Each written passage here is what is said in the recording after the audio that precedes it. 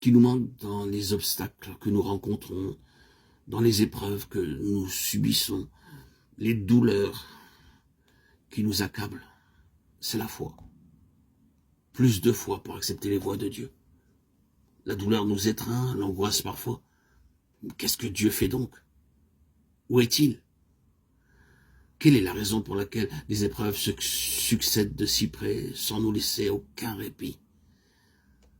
Dans la douleur, la souffrance, l'affliction, ne serait-ce pas que le Seigneur cherche à presser notre croissance pour que nous parvenions sans plus tarder à cette maturité spirituelle qui nous permettra enfin d'apprendre quelque chose? Quelle est donc l'attitude à prendre quand Dieu permet à l'épreuve de venir frapper à notre porte? Que faire quand nous nous trouvons aux prises avec une circonstance difficile ou douloureuse? Notre attitude doit être gouvernée par la question suivante. Dans la pensée de Dieu, cette expérience est certainement destinée à me faire atteindre quelques objectifs nouveaux. Qu'est-ce donc que Dieu a en vue? S'il frappe, ce n'est pas pour nous détruire.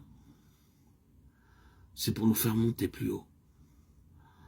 Son but n'est pas de nous diminuer, de nous amoindrir, mais au contraire, de nous faire croître et de nous mettre au large. Au fond du creuset, Dieu a caché un trésor qui nous laisse le soin de découvrir. Il y a plusieurs ici qui pourraient dire avec nous, oui, c'est bien cela, nous en avons fait l'expérience. Dans les abîmes où nous sommes descendus, nous avons trouvé la plénitude, et dans ces profondeurs, le Seigneur s'est révélé à nous d'une manière toute nouvelle. À quoi tend cet exercice? D'après Hébreux 5,14, au discernement. C'est notre intelligence spirituelle que le Seigneur cherche ainsi à développer. Il y a pour quelques-uns de ses enfants toute une histoire spirituelle qui est en train de s'écrire dans l'invisible et qui est comme la réplique de celle qui nous est rapportée par les évangiles. Le Seigneur a choisi quelques disciples, un ici, un là, et il les groupe autour de lui. Ils sont avec lui pour apprendre, et ils regardent à lui comme à un chef, bien qu'il soit infiniment plus. Un jour, il leur confère une autorité officielle, et les investit du pouvoir d'aller, en son nom, exercer sa souveraineté sur la création, la gouverner, pour lui être des intermédiaires entre lui et le monde, pour donner force de loi à son autorité. La présente dispensation est là, tout entière en miniature, avec une différence cependant. La seule chose qui fut réelle dans le cas des disciples, c'était l'autorité et la souveraineté de leur Seigneur. Mais leur attitude avait quelque chose de purement officiel, qui fait un peu penser à la subordination d'un fonctionnaire vis-à-vis de son supérieur. Rien de spirituel là.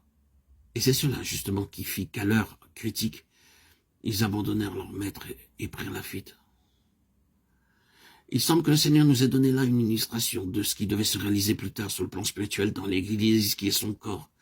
L'éducation par la discipline, l'entraînement par l'épreuve en vue d'une connaissance toujours plus intime de la pensée de notre Seigneur. Grâce à cette maturité, grâce à cette intelligence spirituelle acquise par ses enfants dans le creuset, le Seigneur aura entre les mains des éléments qui répondront à ses désirata.